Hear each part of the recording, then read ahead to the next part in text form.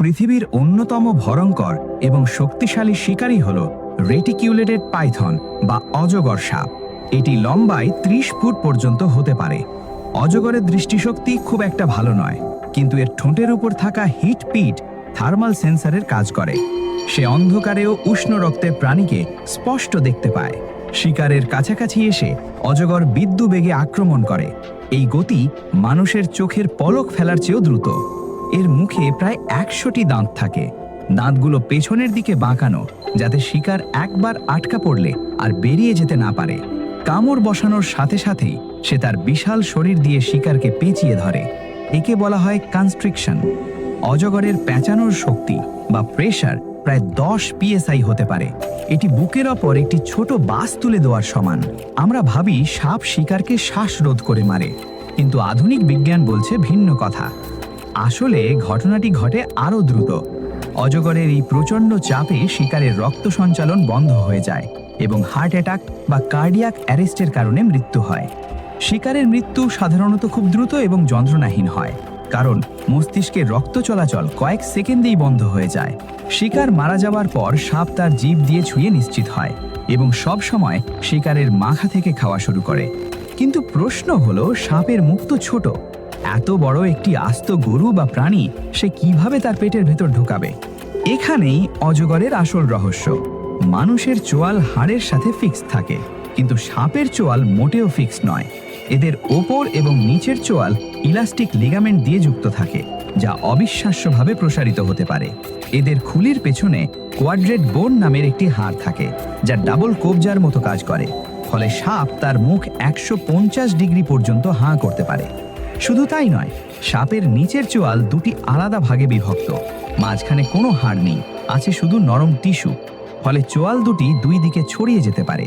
শিকার গিলে ফেলার সময় সাপ টেরিগয়েড ওয়াক পদ্ধতি ব্যবহার করে, অর্থাৎ সে তার দাঁত দিয়ে শিকারকে টেনে টেনে মুখের ভেতর ঢোকায়। এত বড় শিকার শুকনো অবস্থায় গেলা অসম্ভব, তাই সাপের মুখে প্রচুর পরিমাণে পিচ্ছিল লালা বা মিউকাস তৈরি হয়, যা লুব্রিকেন্ট হিসেবে কাজ করে। সাপের খাদ্যনালী বা ইসোফিগাস রাবারের মতো প্রসারিত হতে পারে। এটি শিকারের আকার অনুযায়ী নিজেকে বড় করে নেয়। সাপের বুকের পাঁজরের হাড়গুলো নিচে যুক্ত থাকে না, তাই শিকার ঢোকার সময় পাঁজরগুলো পুরো খুলে গিয়ে জায়গা করে দেয়। কিন্তু এত বড় শিকার গিলে ফেলার সময় সাপের শ্বাসনালী তো বন্ধ হয়ে যাওয়ার কথা। তাহলে সাপ শ্বাস নেয় কিভাবে? মহান সৃষ্টিকর্তা এখানে এক অদ্ভুত মেকানিজম দিয়েছেন। সাপের শ্বাসনালী বা গ্লটিস মুখের বাইরে একটি পাইপের মতো বেরিয়ে আসে। এটি স্নরকেল বা ডুবুরির পাইপের মতো কাজ করে। মুখ ভর্তি থাকলেও সাপ এই পাইপ দিয়ে বাতাস টেনে ফুসফুস সচল রাখে। এরপর শক্তিশালী পেশির ঢেউ শিকারকে ধীরে ধীরে পাকস্থলীর দিকে ঠেলে দেয়। একটি বড় শিকার গিলতে সাপের 1 থেকে 5 ঘন্টা পর্যন্ত সময় লাগতে পারে। শিকার যখন পাকস্থলীতে পৌঁছায়, তখন সাপটি নড়াচড়া করার ক্ষমতা প্রায় হারিয়ে ফেলে। এখন শুরু হবে হজম প্রক্রিয়া। হজম শুরু করার জন্য সাপের শরীরে এক বিশাল পরিবর্তন ঘটে। সাপের মেটাবলিজম রেট হঠাৎ করে 40 গুণ বেড়ে যায়।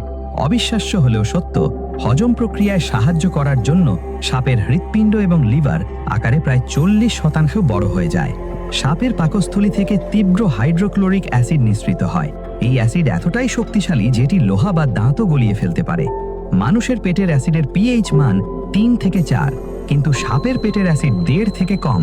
এটি ব্যাটারির অ্যাসিডের মতো শক্তিশালী। আগামী 7 থেকে 10 দিন ধরে এই অ্যাসিড শিকারের চামড়া, মাংস এবং হাড় গলিয়ে তরল স্যুপে পরিণত করে। পেপসিন নামক এনজাইম মাংসের প্রোটিন ভেঙে অ্যামাইনো অ্যাসিডে রূপান্তরিত করে, যা সাপ শোষণ করে নেয়।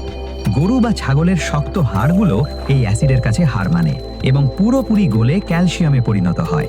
তবে সাপের অ্যাসিড কেরাটিন হজম করতে পারে না, তাই পশুর লোম এবং খুর হজম হয় না। গলিত খাবার থেকে সমস্ত পুষ্টি সাপের রক্তে মিশে যায়।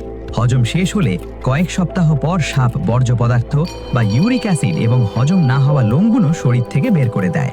হজম প্রক্রিয়া শেষ হওয়ার সাথে সাথে সাপের বর্ধিত হার্ট এবং লিভার আবার আগের স্বাভাবিক আকারে ফিরে আসে। একটি বড় গরু খাওয়ার পর একটি অজগর অনায়াসেই 6 মাস থেকে 1 বছর পর্যন্ত না খেয়ে থাকতে পারে। এই খাবার থেকে পাওয়া অতিরিক্ত শক্তি সাপের শরীরে চর্বি বা ফ্যাট হিসেবে জমা থাকে, যা তাকে লম্বা উপোস থাকার শক্তি দেয়। তবে খাবার পেটে থাকা অবস্থায় সাপ সবচেয়ে অসহায় থাকে।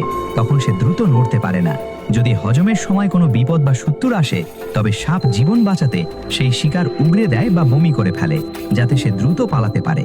প্রশ্ন আসে, অজগর কি মানুষকেও খেতে পারে? হ্যাঁ, রেটিকিউলেটেড পাইথন পূর্ণবয়স্ক মানুষ গিলেও খেতে পারে এবং এমন ঘটনা ঘটেছে। তাই বন্য প্রাণী হিসেবে এদের সম্মান করা উচিত এবং নিরাপদ দূরত্ব বজায় রাখা উচিত। হজম দ্রুত পারার জন্য সাপ রোদে শুয়ে শরীর গরম করে, কারণ তাপমাত্রা বাড়লে অ্যাসিডের কার্যক্ষমতা বাড়ে। যদি হজমের সময় তাপমাত্রা খুব কমে যায়, তবে পেটের ভেতরের শিকার পচতে শুরু করে এবং ইনফেকশনে সাপ মারাও যেতে পারে। খাওয়া শেষ হলে সাপ কয়েকবার মুখ হাঁ করে, যাতে সরে যাওয়া চোয়ালের হাড়গুলো আবার সঠিক জায়গায় ফিরে আসে। বড় শিকার খাওয়ার পর সাপের শরীর দ্রুত বাড়ে এবং সে তার পুরনো চামড়া বা খোলস পাল্টায়। হাত পা ছাড়া শুধু মুখ দিয়ে এত বিশাল প্রাণীর শিকার করা এবং হজম করা, শিকার ধরা থেকে শুরু করে হাড় গলিয়ে ফেলা, পুরো প্রক্রিয়াটি প্রকৃতির এক নিষ্ঠুর কিন্তু নিখুঁত ইঞ্জিনিয়ারিং। বিজ্ঞানীরা সাপের হার্ট বড় হওয়ারই ক্ষমতা গবেষণা করছেন মানুষের হৃদরোগ নিরাময়ের উপায় খুঁজতে। অজগর সাপ প্রকৃতির এক পাওয়ার হাউস। এর হজম প্রক্রিয়া বায়োলজিক্যাল সায়েন্সের এক বিস্ময়। ইকোসিস্টেম বা পরিবেশের ভারসাম্য রক্ষায় এই শিকারীদের ভূমিকা অপরিসীম। আপনি কি কখনো বাস্তবে বা চিড়িয়াখানায় সাপকে কিছু খেতে দেখেছেন? কমেন্টে আমাদের জানান। ভিডিওটি রোমাঞ্চকর মনে হলে একটি লাইক দিন এবং শেয়ার করে বন্ধুদেরও এই বিস্ময়কর তথ্য জানার সুযোগ করে দিন।